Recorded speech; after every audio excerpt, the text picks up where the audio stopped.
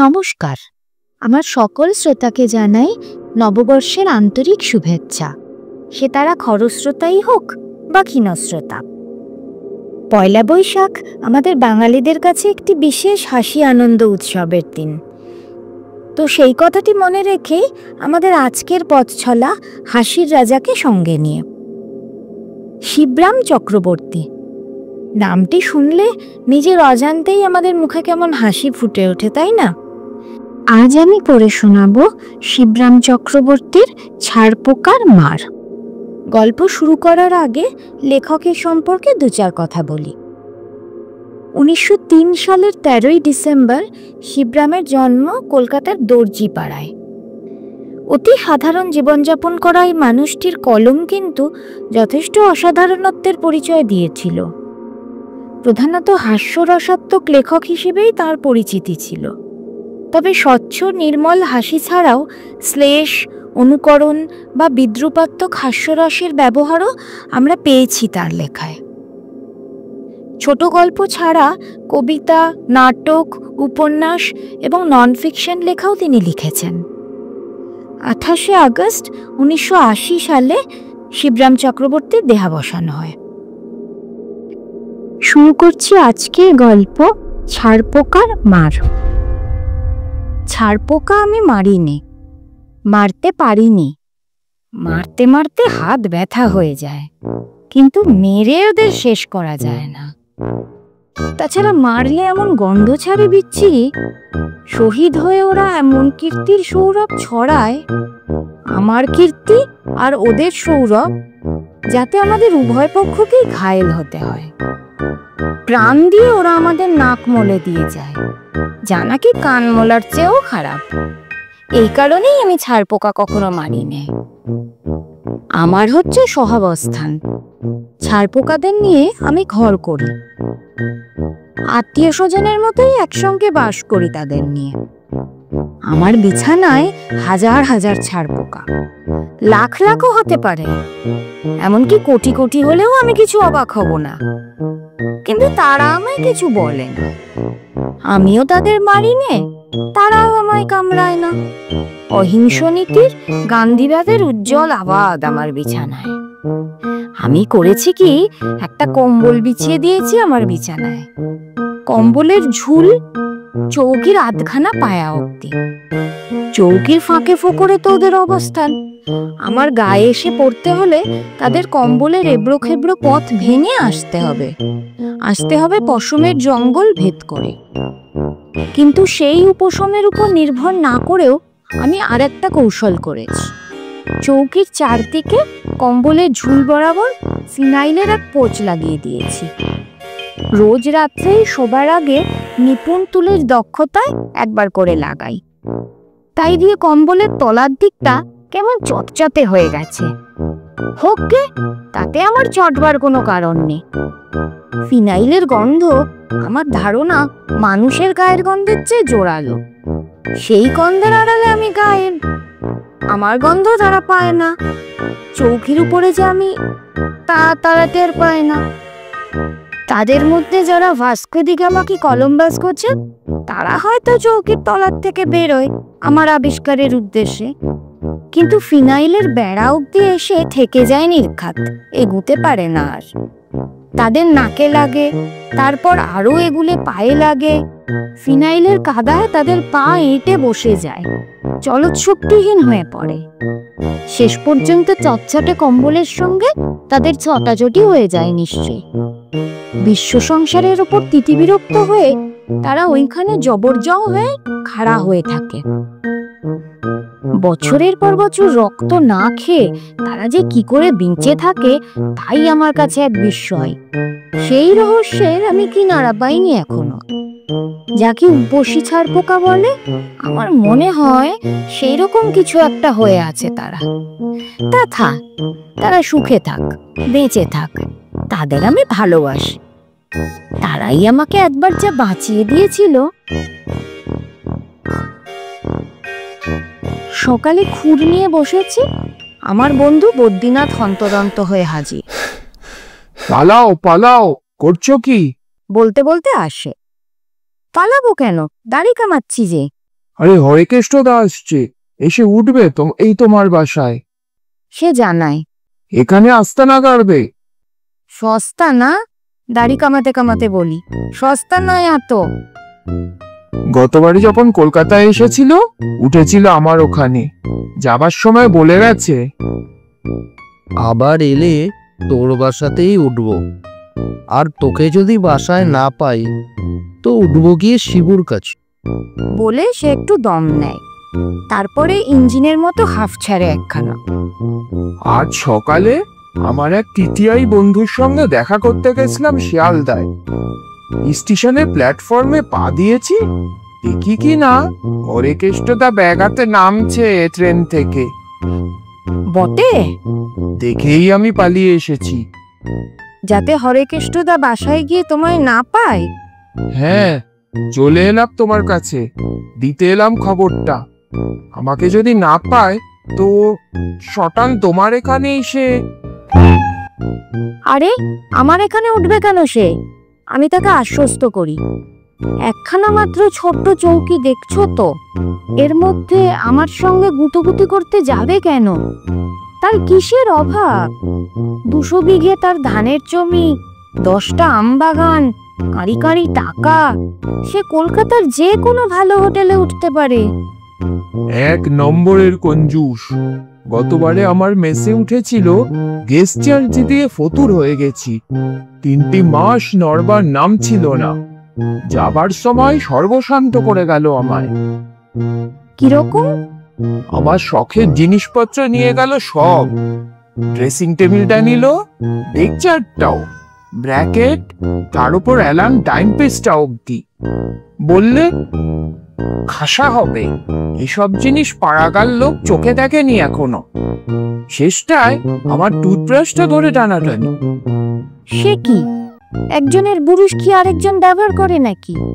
বললে জুতোর কালি দেওয়া যাবে এই দিয়ে। এমনকি আলমারিটা ধরেও টানছিল বইপত্র সময়, কিন্তু বড্ড ভারী বলে বেড়ে উঠলো না। বলেছে পরের খেপে এলে মুটের সাহায্যে নিয়ে যাবে। মোটের উপর আলমারিটা তোমার বেঁচে গেছে, মুটের উপর চাপেনি। আমি পালাই, এখুনি হরেকেষ্টদা ব্যাগ হাতে এসে পড়বে হয়তো। সে ব্যগ্র হয়ে ওঠে। বাড়ি যাবে এক্ষুনি? বসো, চা খাও। বাড়ি আজ সারাদিন নয়, খুব গভীর রাত্রে ফিরবো বাসায়। আমি ভাই এখন যাই। হরেকেষ্টদার ভয় বাসাতেই ফিরবে না আজ? সারাদিন থাকবে কোথায়? আমি জিজ্ঞেস করি। হরেকেষ্ট হরেকেষ্ট কেষ্ট কেষ্ট হরে হরে করে ঘুরে ঘুরে বেড়াবো রাস্তায় রাস্তায়। বলে সে আর দাঁড়ায় না। দাড়ি কামিয়ে মুখ ধুতে না ধুতে হরেকেষ্টদা হাজির। আসুন আসুন হরেকেষ্টদা, আস্তাজ্ঞা হোক। আমি অভ্যর্থনা করি। আমার কি ভাগ্যি, আজ আপনার পায়ের ধুলো পড়ল। বদ্রীনাথকে বাসায় পেলাম না, তাই তোর কাছেই চলে এলাম। ব্যাগ নামিয়ে তিনি বললেন, আসবেন বই কি, 1000বার আসবেন। আপনি হলেন হরেকেষ্টদা, আমাদের গায়ের মাথা। আমরা কি আপনার পর? তা নয়, তবে বদ্রীনাথ ছেলেটি ভালো, তার ওখানেই উঠি। আমাকে পেলে সে ভারী খুশি হয়। আমি কি অখুশি? বসুন, চা খান। চা নাই, জিলিপি, সিঙ্গারা, কচুরি, কি খাবেন বলুন? যা ইচ্ছে। চাটা খেয়ে চান করে 2টি ভাত খেয়ে বেরোবো একটু। কলকাতায় এসেছি, এবার তোর এখানেই থাকবো ভাবছি। বদ্রীনাথকে পেলুম না যখন। তা থাকুন না যতদিন খুশি। দাঁড়ান, চাটা আনাই, পোর্টম্যানটো খুলে পয়সা বের করি। উমা, এ কি, বাক্সর চাবি কোথায়? খুঁজে পাচ্ছি না তো। চাবিটা পেললুম কোথায়? ভাঙতে হবে দেখছি বাক্সটা। চাবিওয়ালা কোথায় পাই এখন? ভাঙতেই হবে দেখছি। না না, ভাঙবি কেন বাক্সটা? দুবেলা চাবিওয়ালা হেঁকে যায় রাস্তায়, চাবি করিয়ে নিলেই হবে। বেশ পোর্টম্যান্টোটি তোর, ভাঙবি কেন? হ্যাঁ, আমায় দিয়ে দিস বড়, দেশে নিয়ে যাব। শুনে আমি হাঁ হয়ে যাই। নিজের চাবি নিজেই সরিয়ে ভালো করলাম কিনা খতিয়ে দেখি। এখন ক টাকার দরকার তোর? দিচ্ছি না হয়। গোটা পাঁচেক দাও তাহলে। 5 টাকা? ব্যাগ খুলে তিনি বলেন, 5 টাকা তো নেই রে, 10 টাকার নোট আছে। তাই দাও তাহলে, পরে বাক্স খুলে তোমায় দেবক্ষণ। হরেকেষ্টদার পয়সার চা, কচুরি, সিঙ্গারা, জিলিপি, জিবে গজা, রাজভোগ দরবেশে ভাগ বসানো যায় বেশ মজা করে। দুপুরের আহার সেরে হরেকেষ্টদা বললেন, যাই, এবার একটু বদ্রীনাথের বাসার থেকে ঘুরে আসি। সে আমাকে একটা আলমারি দেবে বলেছিল, আধুনিক ডিজাইনের আলমারিটা, দেখতে বেশ, তার উপরে রবি ঠাকুরের বই ঠাসা। আমাকে উপহার দিতে চেয়েছিল বদ্রীনাথ, মুটের মাথায় চাপিয়ে নিয়ে আসি। সেই যে বেরিয়ে গেলেন হরেকেষ্টদা, ফিরলেন সেই রাত 10টায়। হায় হায় করতে করতে এলেন। কোথায় গেছে বদ্রীনাথটা?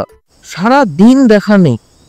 বাসার লোক বলল সকালে বেরিয়েছে, কিন্তু এই রাত 10:30 অবধি অপেক্ষা করে করে করে। এতক্ষণ বদ্রীনাথের বাসাতেই ছিলেন তাহলে? না, বাসায় থাকবো কোথায়? ওর ঘরে তো চাবি বন্ধ, কারো ঘরে থাকতে দেবে? বাসার সামনের একটা চায়ের দোকানে বসে বসে এতক্ষণ কাটালো। সেই দুপুরবেলার থেকে এতক্ষণ? শুধু শুধু কি বসতে দেয়? বসে বসে চা খেতে হলো। 300 কাপ চা খেয়েছি, ইনতার খেলাম, খান 50 টোস্ট, 2.5 ডজন অমলেট, সব বদ্রীনাথের অ্যাকাউন্টে। খেয়েছি আর নজর রেখেছি বাসার দরজায়, কখন সে ফেরে। কিন্তু না, এতক্ষণেও ফিরল না। তাহলে আর কি করবেন? খেয়ে দিয়ে শুয়ে পড়ুন এবার। না, কিছু খাবো না। যা খেয়েছি তাতেই অম্বল হয়ে গেছে। 300 কাপ চা, ভাব, জীবনে কখনো খাইনি। না, কিচ্ছু আর খাবো না, শুয়ে পড়বো শটান। মেঝে আমার বিছানা করে দে। আছে তোর বাড়তি বিছানা? আমি তো বেডিং ফেডিং কিছু আনিনি। এই মেঝে, এইখানে মাদুর টাদুর যা হোক কিছু পেতে দেন আমায়। তুমি মেঝেই শোবে? তুমি বলছো কি হরেকেষ্টদা? অমন কথা বলো না, পাপ হবে আমার। তুমি আমার চৌকিতেই শোবে, আমি এই কম্বলটা বিছিয়ে শোবো কোন মেঝে? বলে আমি ফিনাইল লাঞ্ছিত কম্বলটা বিছানার থেকে তুলে নিয়ে মাটিতে বিছোই, আর চৌকিতে তোষকের ওপর ধপধপে সাদা চাদর পেতে হরেকেষ্টদার জন্য পরিপাটি বিছানা করে দিই। হরেকেষ্টদা শুয়ে পড়েন, আমিও আলো নিভিয়ে শুয়ে পড়ি। শুতে না শুতে হরেকেষ্টদার নাক ডাকতে থাকে। রাত বোধহয় 12টা হবে তখন। দারুণ একটা চটপটে আওয়াজে আমার ঘুম ভেঙে যায়।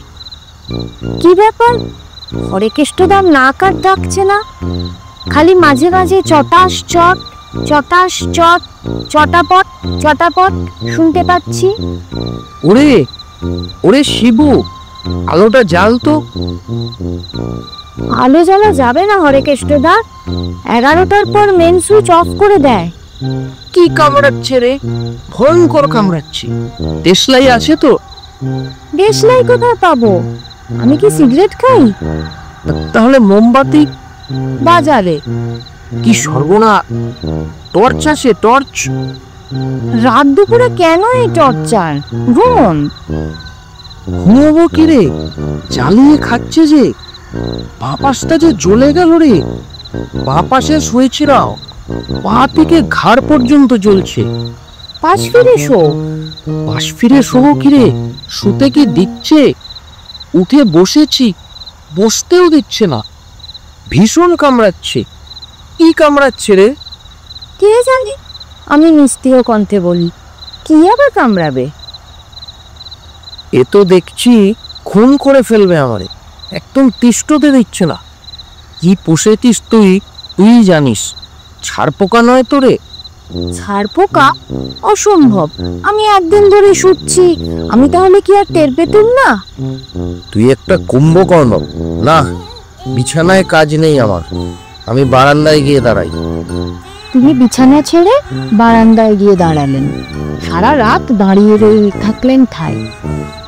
সকালে আমরা উঠে দেখি, আমি উঠে দেখলাম, তিনি তো আগের থেকেই উঠেছিলেন। তিনি দেখলেন কেবল চৌকির উপর হাজার হাজার মৃতদেহ, ছাড় পোকার। হরেকেষ্টদার চাপে আর চটাপট চাপড়ে ছাড় পোকাদের দেহাবশেষ। ইস, তুই এখানে থাকিস কি করে রে? এই বিছানায় ঘুমোস কি করে? তুই একটা রাস্কেল কুম্ভকর্ণ। না, আর আমি এখানে নেই। মা কালীর দিব্যি, আর কখনো এখানে আসছি না। তাকে ঘর বুদ্ধিনাথের বাসাতেই আমি থাকবো। এখানেই চললাম, সকাল সকাল গিয়ে পাকড়াই তাকে। বলেই তিনি আর দাঁড়ালেন না, ব্যাগ হাতে বেরিয়ে পড়লেন, তার 10 টাকার কথা বেমালুম ভুলে গিয়ে। নমস্কার। শেষ হলো আজকের গল্প। গল্পটির প্রতি সুবিচার করতে পেরেছি কিনা সে বিচারের ভার আপনাদের উপর। তাই অবশ্যই কমেন্ট করবেন, লাইক, শেয়ার ও সাবস্ক্রাইব করে আমাদের গল্প অল্প স্বল্প টিমের মনোবল বাড়াতে সাহায্য করবেন। পরবর্তী আসর বসবে আগামী শুক্রবার 18 এপ্রিল ঠিক দুপুর 3টে।